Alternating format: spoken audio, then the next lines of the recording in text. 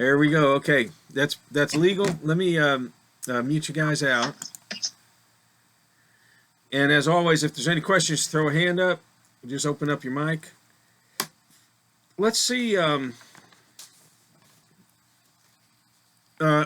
just kind of want to breeze through this Golden Slipper just to warm up, if that's okay. So we'll go on through it twice. Hey, there he is. You're still hanging in there, Rich C, on the right on the dot. Yeah, we've started our recording. Golden Slippers 1 and 2. Okay. Here we go. If I was going at this speed, is that too fast for anyone? Throw a hand up, honestly. All right, let me back it down just a little bit. 1, 2, 3, 4. 1, 2, 3.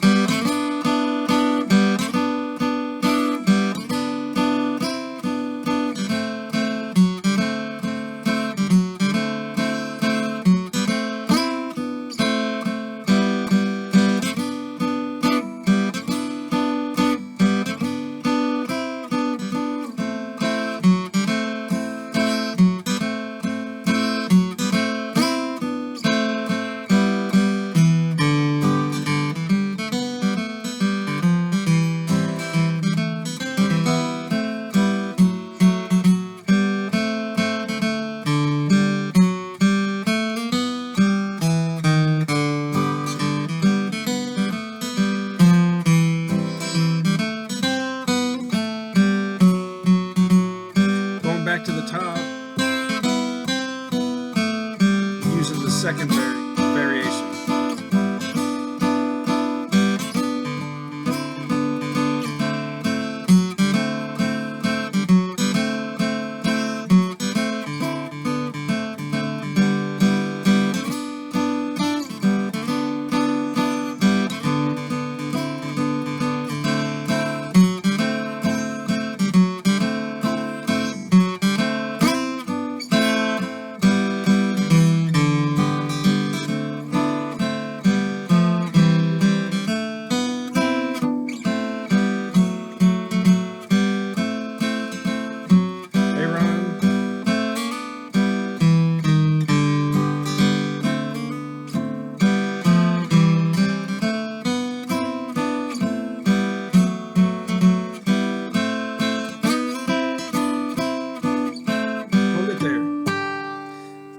Okay, so we plowed through Golden Slippers.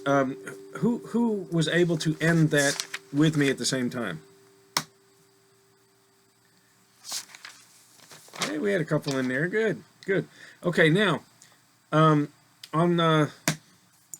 measure 3, I played it while we were doing this the second time around. So, you know, sometimes what I'll do is I'll add things in that I think you should probably be able to find. And I think I talked about this last time as well. Once we establish that, yes, you have it this way and you're okay with it, then I may put in a little, as Norman Blake would say, a little pretty, and just kind of change it up a little bit. Some things I think you could find, particularly if you watch the video, because it's nothing's hidden this way.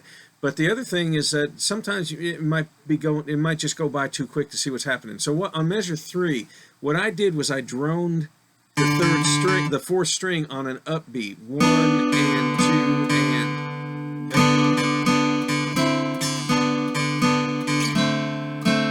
Okay, and that's going to be a good effect for you.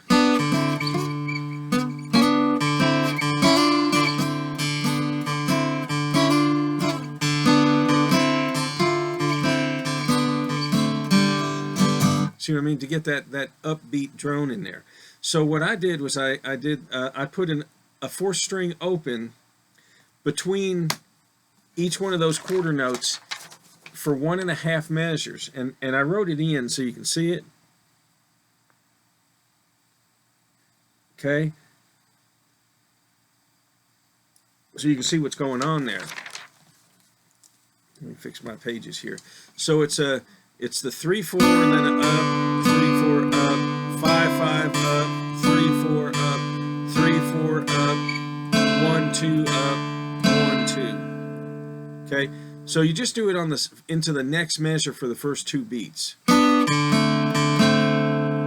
then you also do it in the same place of the song off of the D chord. So which is going to be the 3rd measure of D into the G. So it's measure 7 and 8.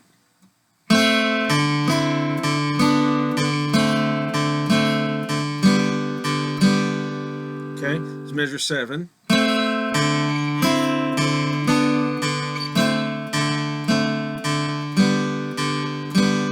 So you'll have this.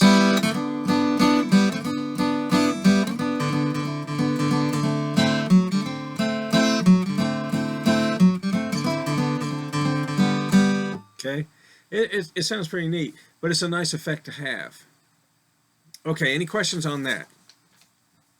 So work that in. Okay, we're 6 minutes 10 seconds, so somewhere around 4 minutes in, we did that.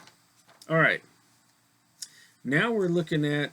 Did anyone find? I think we talked about trying to find some songs like Tennessee Waltz, Blue Ridge Mountain Blues, You Are My Sunshine. Did anyone find any of those and kind of doodle around with them? That's going to be something you really. Sunshine, good, Rich. Yeah, you'll want to. In fact, write these down right now. Go ahead and write these titles down on a post-it note if you got it or something like that.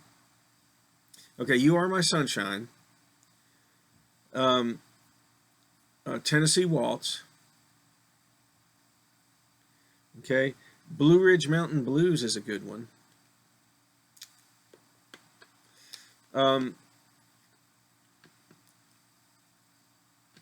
I've got Dark Hollow on here, but you would have to bend it around a little bit.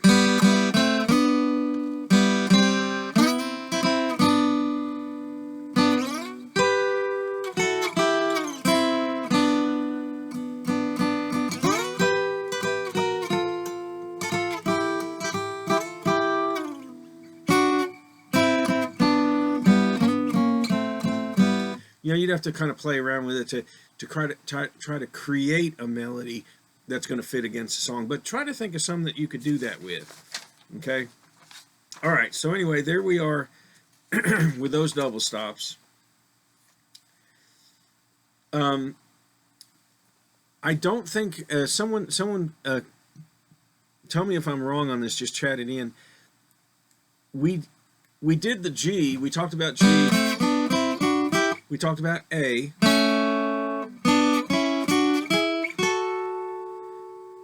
I don't think we talked about C on the first 2 strings. And you see, and so we'll go ahead and do that. You know what's important about this is if it's kind of like the capo, right? We figure things out in G and we figure things out in C, and then we have it for A and B and D and E. And that's kind of, and then F. Who likes F anyway? So let's work it out for C. Now, remember that on the G one, we started with them on top of each other, and those were together, and then your fingers are apart, together, and then it's apart, and then it's apart, and then it's together, together, apart, apart, together, together, apart, apart, together, together, apart, apart, together. Okay, together, and then 2 apart, apart, and then 2 together, together, right? So now on the C one, we have together, apart, apart. It's the same as your whole step, half step, you know, or half step, whole step, half step, half step. Same kind of thing as that. That's how you do your scales. Whole step, half step, whole step, whole step, whole step, half step, right? And so we do it the same. It's a pattern to it. This, hitting the second string 1, which is your C, and the first string open. Okay, those are actually looked at like this, and you can probably see that. So I'm right here, but I've got it's the second string 1 and the first string open. So if I put my finger on the nut, and then put my first finger on the nut, my second finger on the second string 1. That's essentially the same thing. We're not going to use those fingers to start. We'll use these two, or this one. But that's what we have, and that's our together. Okay, because that's as close as they're going to be. Because then it goes to a part, and a part is going to be 1 and 3 on the first and second string, right? 1 and 3. So it's together, apart, apart. Here's your together again, first and second finger. Okay, you see what I mean on that? So we're going to start with just the first finger because we don't need to. We don't need to do this. So we can start it with this. Now when we come down the neck, we will start with that, but you'll see that. All right, so we have, there's our together, and then 1 and 3. Do it with me. Okay, then it's together. Excuse me, apart. Let's start it over so I can get this right. Together, apart, apart. Okay, now you're going to 5 and 6 together. Okay, together, apart, apart, together. And then this last together, this double dot right here, is the nut. Okay, so that's like having my finger on the nut, and then this was my second finger past it. All right, so it's again together, apart, apart, together, together, apart, apart, together. And it's again a harmonic scale if we want to bring in the third string, but we can also think of the chords that are in the background. It's a C, this is a G7, but it's also D minor, C, D minor. This one's E minor. E minor's right here. D minor, D sharp minor, E minor, but it's also C. This is also C. Okay, this one's the F. This is F, but it could also be a D minor. Let's see. C, D minor, E minor, F, F, right? G, right? A minor. This one's G, and then C. Okay? But there also, as we found last week, they could be like 4 or 5, 3, 4, or 5 other chords that are right there in the background. Okay, but we do have to get used to those double stops on the first and second string, and we use those in Down Yonder. We use them up to here, right? Okay, so there's for C. If I take it and move it up 2 frets and start here, that's my D. Together, apart, apart, together, together, apart, apart, together. And you'll use those just a ton, you know. So say you're in G, and I'm just going to goof around on some double stops to make up a song. Now I go to C.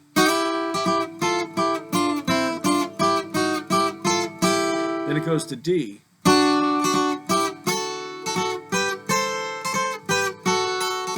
C.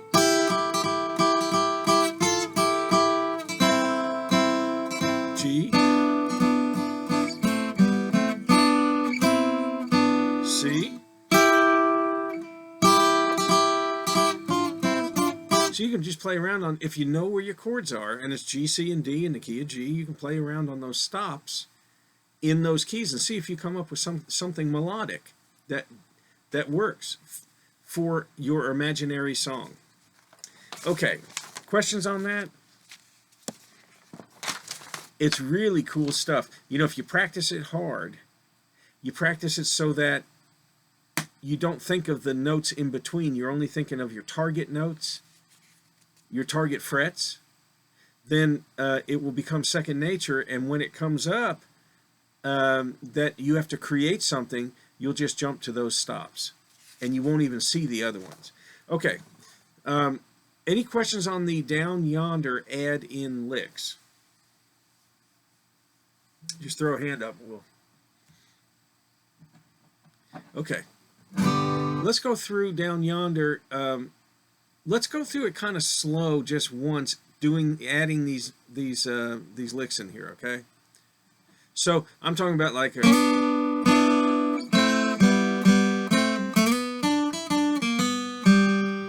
it is, yeah. Okay, let's just do it slow so we all get them in there, and then we'll go ahead and pick up the speed. Okay, so if we were at that speed, is that too fast for anyone? Because I don't know if as a group we can do it much slower than that. But I saw we're okay there. All right, 2, 3, 4, 1, 2, 3, 4. Here you go.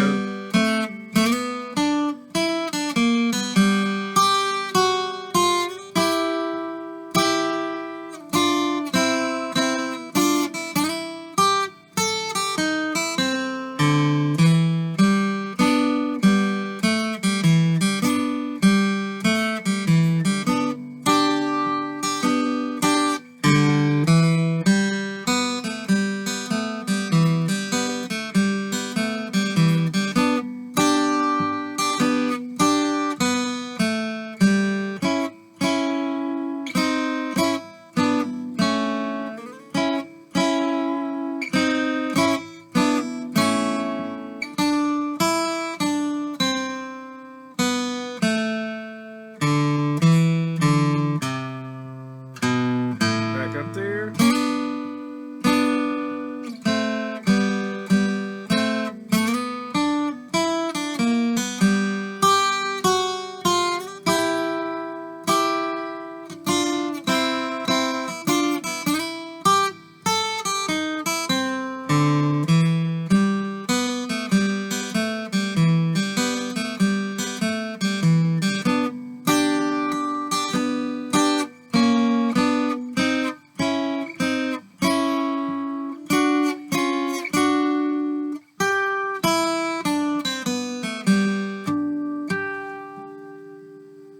Okay, was anyone with me there?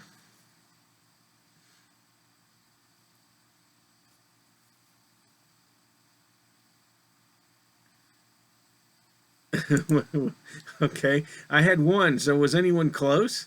Was anyone else close? Okay. All right, so then, close, okay. So then,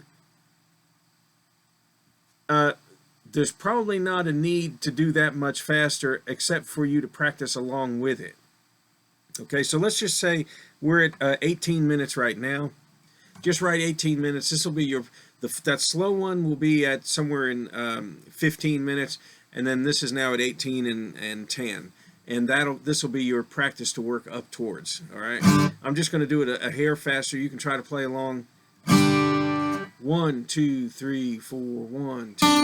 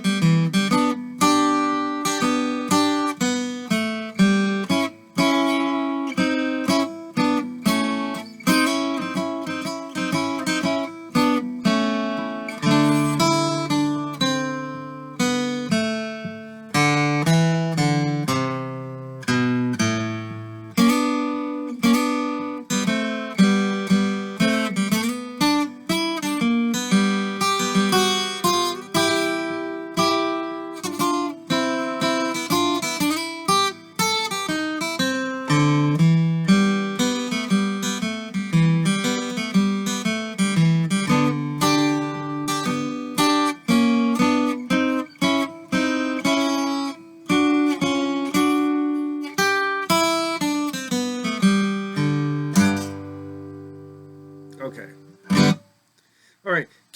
Let's go ahead and play it without adding those in and see if we can just get through it without just the way it originally came to you. Let's see if we could probably do it at that speed. I'm guessing. If no, throw a hand up there.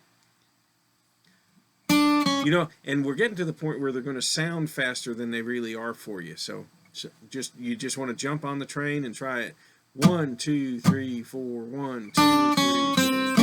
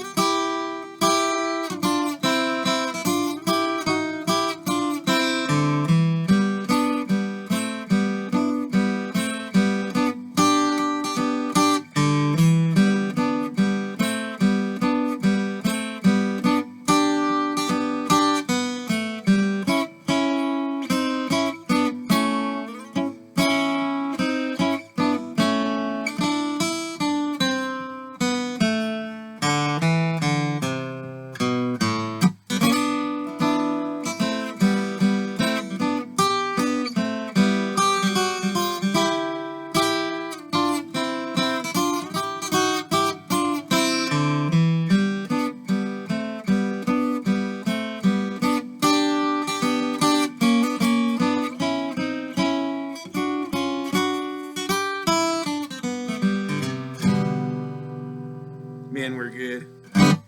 Sounded just like Doc and Merle now. Okay. Any questions on that one at all? Any questions there? Okay, let's move on to this Angelina Baker.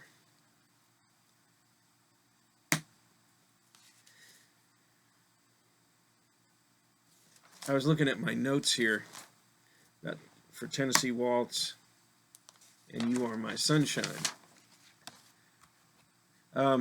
You know, we should probably just try You Are My Sunshine. This will just be for Rich's sake, okay?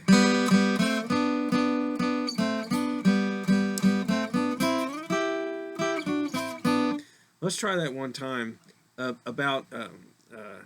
you can start with a 4-string open, 3rd string open, and then your 1 and 2. Let's do it about this speed. 1, 2, 3, 4, 1, 2.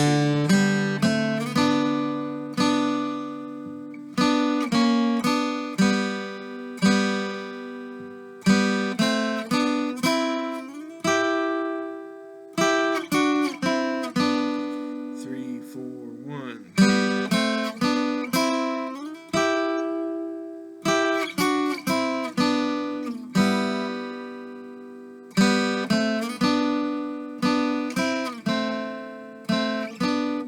2, 3. Let's go one more time. Here we go.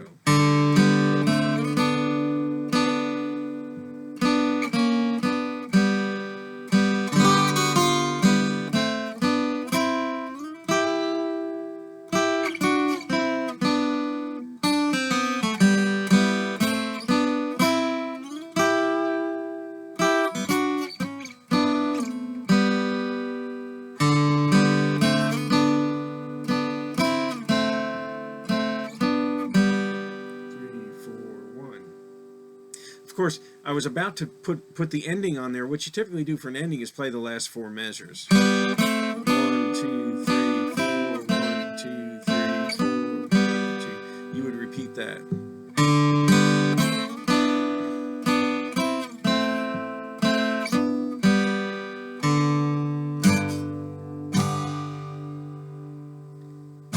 Okay, did anyone get through that with me? Hey, I got 1 there. 2, all right, good. 3, oh, now they're coming in. Sort of, that's all we need is sort of. You know, and the reason I say it's all we need is kind of sort of is because you've got your guitar out and you're noodling and doodling with it. You don't know what it's supposed to, how it's supposed to go. But you're going to try to, using the Bible method of seek and ye shall find, you're going to try to find that melody. The more that you do, the easier it gets. All right, let's try this Angelina Baker. I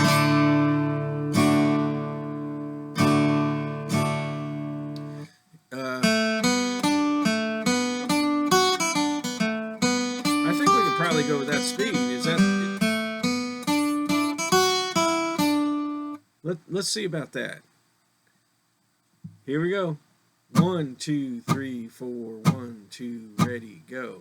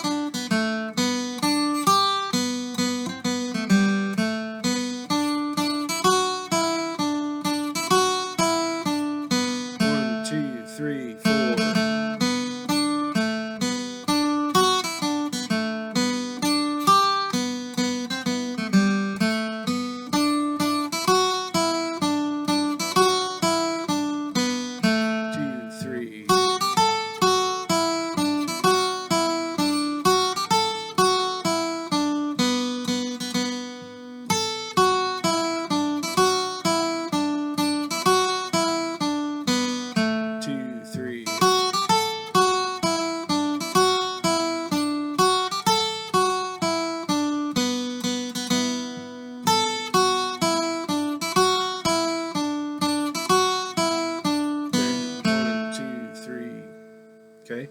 All right. Was that too fast for anyone?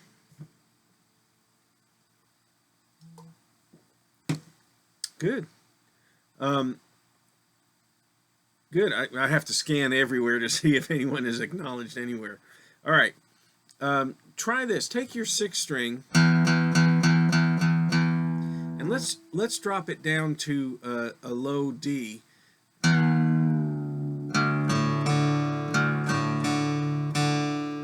It's going to be an octave lower than your 4th string. And that's why I go. Okay. So that's called drop D tuning. Okay. So when we do our chords, we get this nice deep. Anyone having trouble getting that D, dropping that D down? If you're having any trouble, throw a hand up. Okay, so now when I'm playing rhythm on this, let's just talk about the 2 things we have to do. We got to play the melody and we got to play the rhythm. You got to play the rhythm. No one gets out of playing rhythm. Okay, I'm holding this for my D chord, and we may have talked about that before. I just have the A on the 3rd string and the D on the 2nd string, and my 1st string is muted out by my finger right here. Okay. That way I can drive. I don't have to tie up 3 fingers. I can drive through the chord.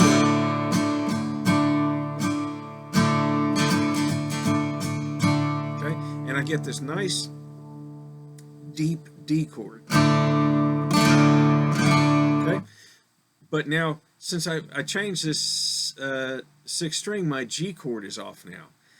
We dropped, basically what we did was we took the E and dropped it down to E flat and then D. We dropped it down 2 frets, which means that my G note that was right here is now going to be 2 notes higher. Okay, so to play a G chord, you can do it this way, which is kind of uncomfortable. Or what you can do is hold down the 6th, you don't do it this way, you do it from the, but you can hold down the 6th string 5 and the 5th string 5. And when you do that, you can kill off the 1st string. And you can use either 2 fingers, right? There's the 5th fret. You either use 2 fingers, you can use your 2nd finger, you can use your 3rd finger. I probably use my 2nd finger more than anything else, and I just flatten it down on the 2. So if I'm doing a rhythm to this, I can play the timing like it was the melody.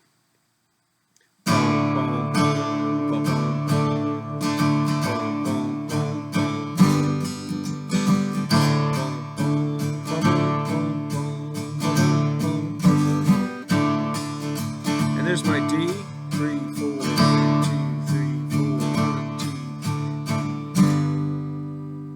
2. And I'm just going to jump on the 5/5 of the 5th and 6th string. Now what you can do is you can slide into it too.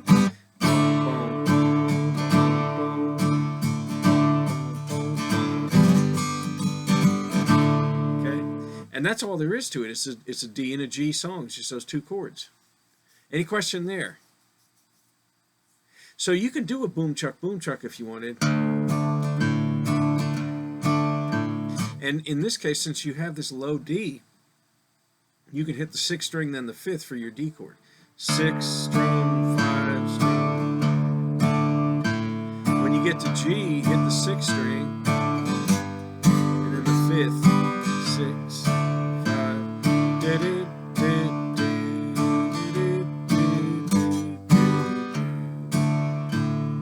Okay, and the second part's exactly the same chord structure. Any questions there? That drop D stuff is really kind of strong. It's a strong thing to do. Okay, that being said, let's go ahead and play with the melody part. When on the, I like to do this strum to the melody note on the first beat of the measure or each chord change. So my first one is going to be, I'm going to strum my D chord to that A, 3rd string, 2nd fret. And you want to make sure you're going to go, it's not a strum, it's more like a ring.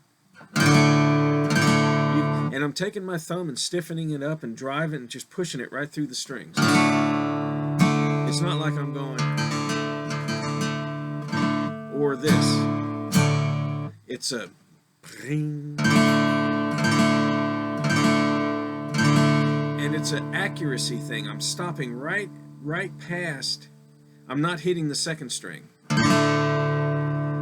And I guess I'm not trying to do a rest stroke, which is what some people call this, but I'm not trying to do it. I'm just not hitting the 2nd string. So I'm stopping at it, but I don't want to get hung on the string, because I still got to be on the balls of my feet. I still got to be able to dance a little bit. So that's the first beat of each measure. Well, actually, let's say this. I wouldn't do it on the 2nd measure. I wouldn't do it there. But I'm going to do it on the... and once you get a pencil pen and put an asterisk over the 1st measure, 3rd measure, 4th, 5th, 6 with a question mark next to it, 7 with a question mark, and then what I do for measure 8, the 1st ending and the 2nd ending, I do 2 drones. 1, 2, 3, 4. I do 2 half-beat A drones, and I don't do the down-up anymore. Okay, so let me do that. I'm not going to do it on the 2nd measure, but the other ones I will. 1, 2, 3, 4.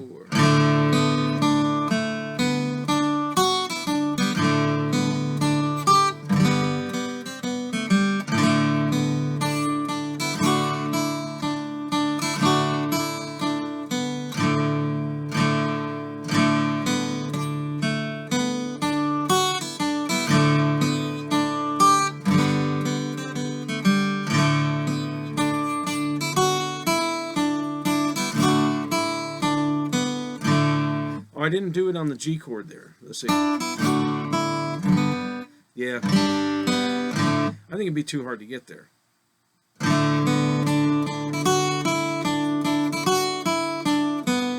So I had you mark it over measure 6 and measure 7. Go ahead and mark those out. I think those would be too hard to get to. If it's too hard to get to, it sounds cramped and panicked. So we don't want to do that. Okay, so we have it measure 1, 3, 4, 5, and then 8. Okay, and then 9 as well. 9 is going to be like 8 was. Questions on this so far? It's really pretty cool. Okay, now let's look at the second part. What ends up happening in our second ending of the first part, we're going to do those two beat drones. That means this gets gone. That's gone.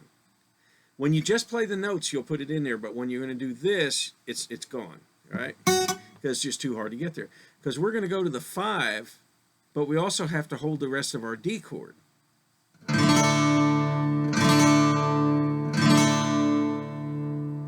Okay? So, let's see here.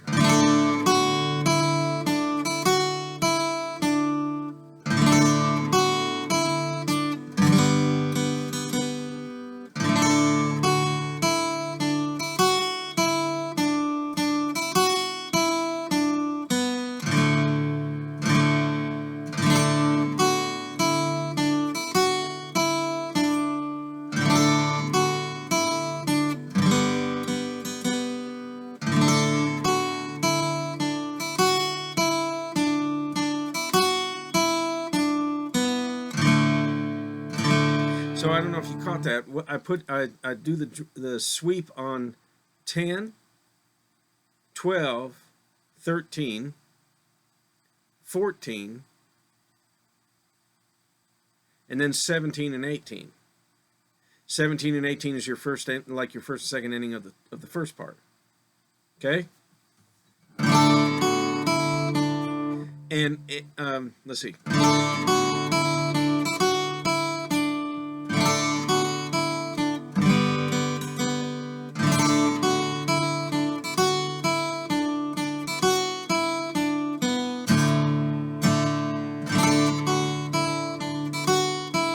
Now let's look at measure 11.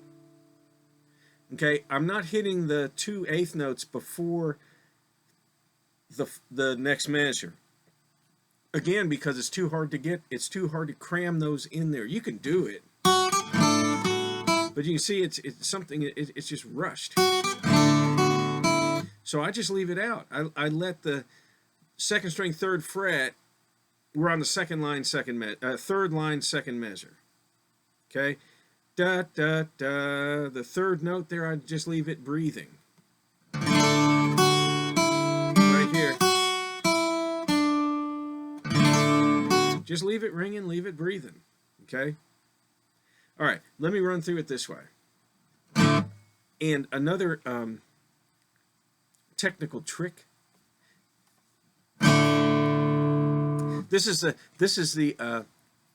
This is the beauty of having an inside track to the pro, because pros know how to fix errors. What I'm doing when I hit that first note, this A, to make sure that I don't want my second string to ring. If I swing past it, it's going to ring, and I don't want to hear that one, right? So I've got it muted with my first finger. I also have my first string muted with my finger. So all that's even possible to hear is that 2. And I would practice it that way if I was you, because that way you can get a...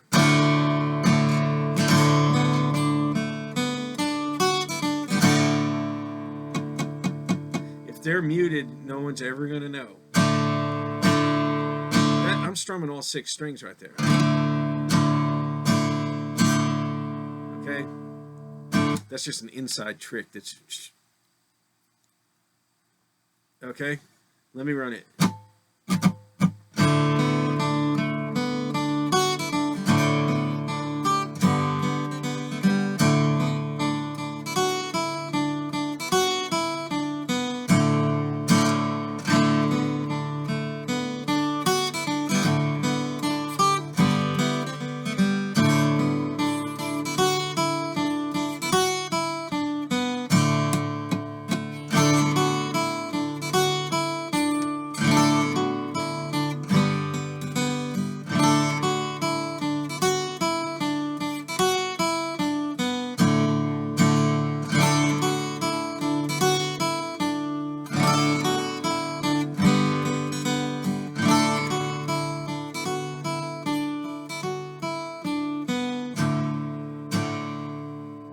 That is cool.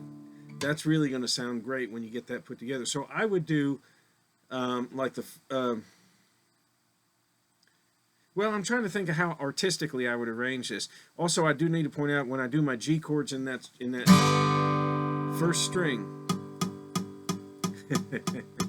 first string's muted out as well. So I'm not... you're not even going to hear it. Now, if you wanted to hold it down, you can. You'd have to bar this and then get your first string down. It's not worth it. Okay. Now, I really think other teachers would make you do something like that because of the acrobatics involved. I would rather teach you how to play responsibly and make it sound the best that you can possibly make it sound without all this other junk that that'd be hard to do, and you'd practice and practice and practice, finally get it down and be real proud of yourself, but it's not going to sound any better than what we just did. I don't see the point in it. Now, artistically, to play this, you got 2 breaks to this now. I think if I was going to play this for someone and I knew those 2, I might do the second part first, but real slow and dramatic.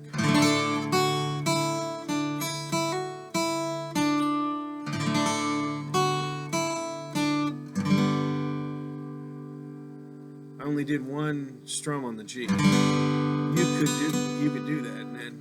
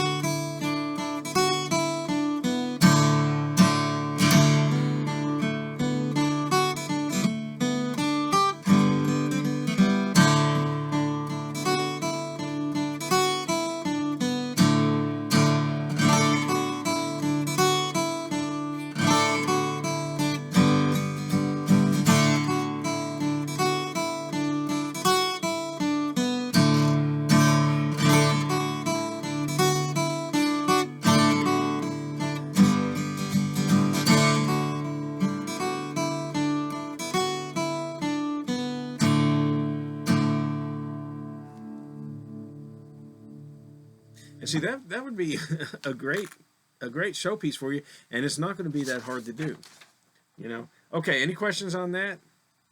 We're still working on it. There's one more thing we're going to add to that once this is down and solidified. Okay. Now the most important thing after doing a song like that is remembering that you took your sixth string and you detuned it.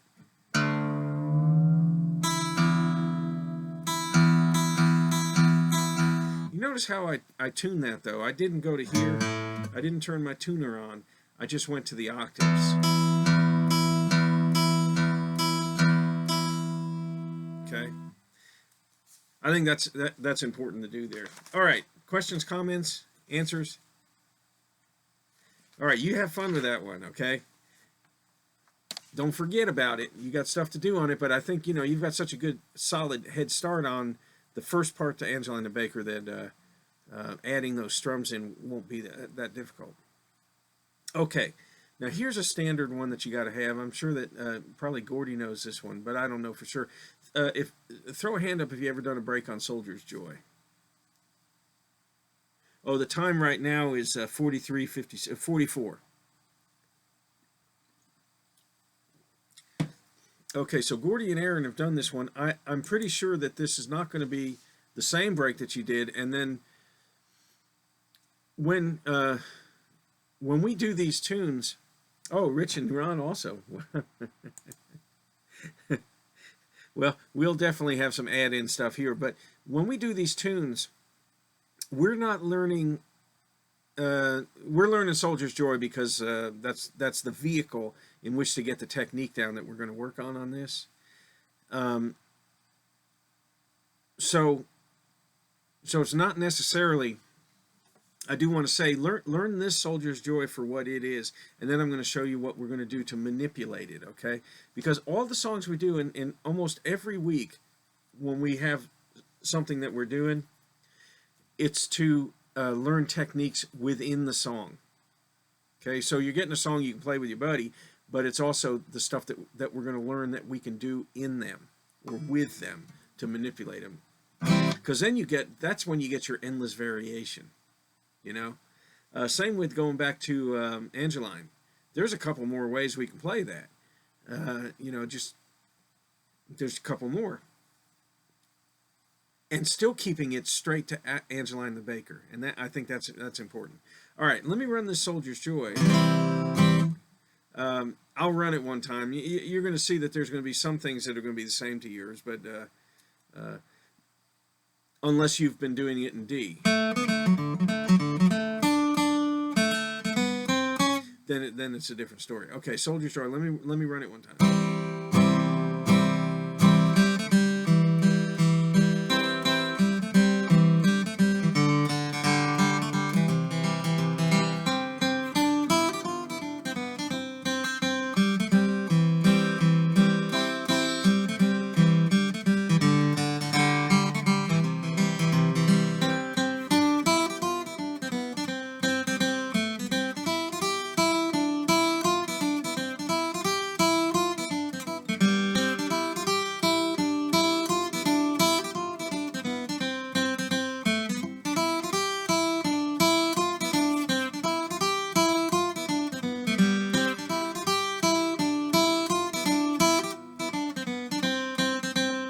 Okay, now one thing that's typical to the way I play is, let's look at the first measure here. I'm holding down the 2-finger C chord. Go ahead and do that. What I'm going to do is hit the 3rd string, then 4th, 3rd, 4th, right? And then the next measure, 3rd, 2nd, 2nd. Okay, now typical to me, I want to build as much sustain as possible, because that's what's going to make me sound better than I am. Okay, so I've got my 2-finger C chord down. I'm going to leave it the whole time. The other thing I'm going to do is I'm going to hit the 3rd string open. Whatever note I'm going to hit on those 2 measures, on those quarter notes, I'm going to do a glancing blow to the next higher adjacent string.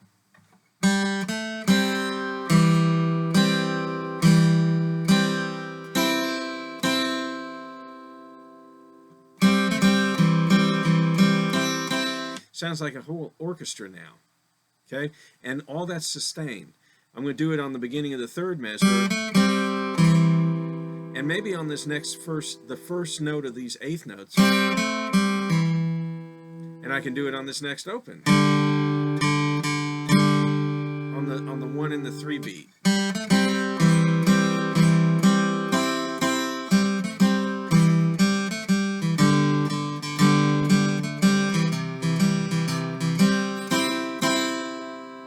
Right there on the boom, boom, boom, and that only on the first 3 notes a measure. I guess that's 6. Then that's got to be by itself. Now, if I knew my double stops, I could hit those 2. First ending, I'm going to hit the 2nd string along with the 1st.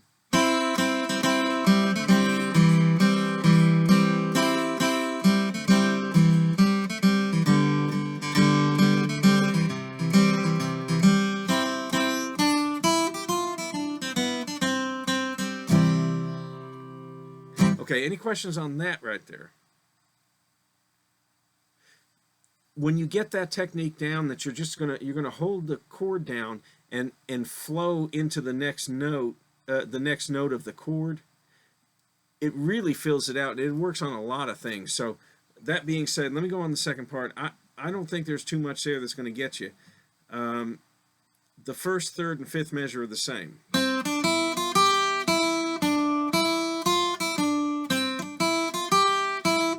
This is just a nice G7 run. Okay?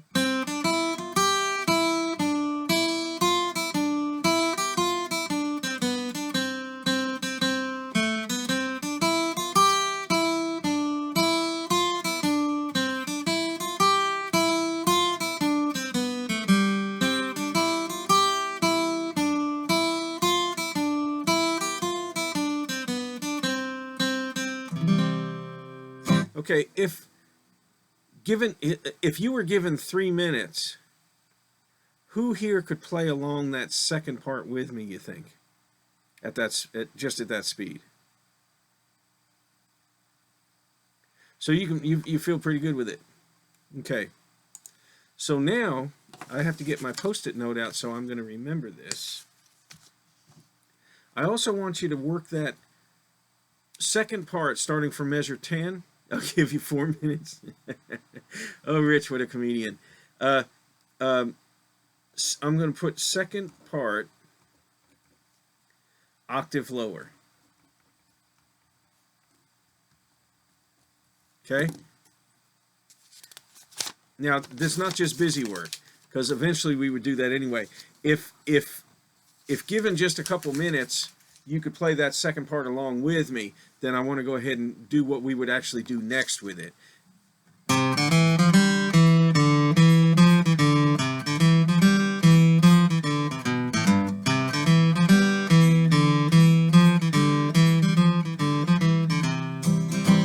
Okay, is learning an octave lower as well. All right, what's neat about that is the G7 run, third line, last measure, could have been a new run for you. It has nothing to do with Soldier's Joy. It's a G7 run, but you have to see it as such, and it just goes from the G7 to the G, right? So it's not really going anywhere. We know it's a G7, so that means that we're probably going to C next. But that one really doesn't have to.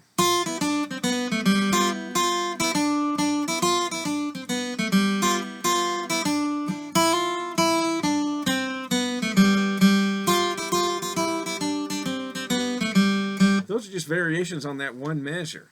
You know, it didn't have to go to C next. I could just stay on G7 like it was in part of a 12-bar blues. I could use that run. But if this is a new run for you, when you learn this an octave lower, you're also going to learn another G7 run. And I use this a lot.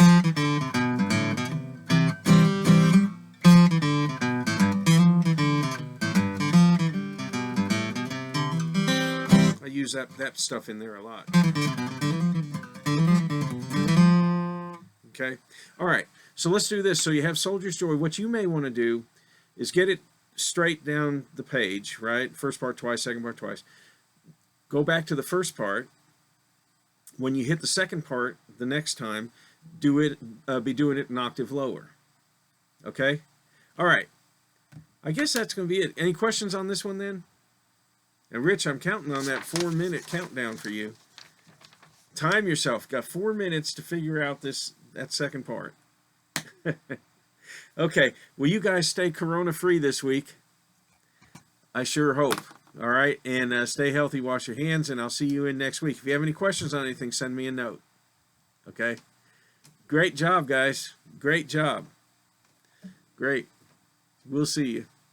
So, Ron, let me throw that hand down. If that's a question, throw it back up there.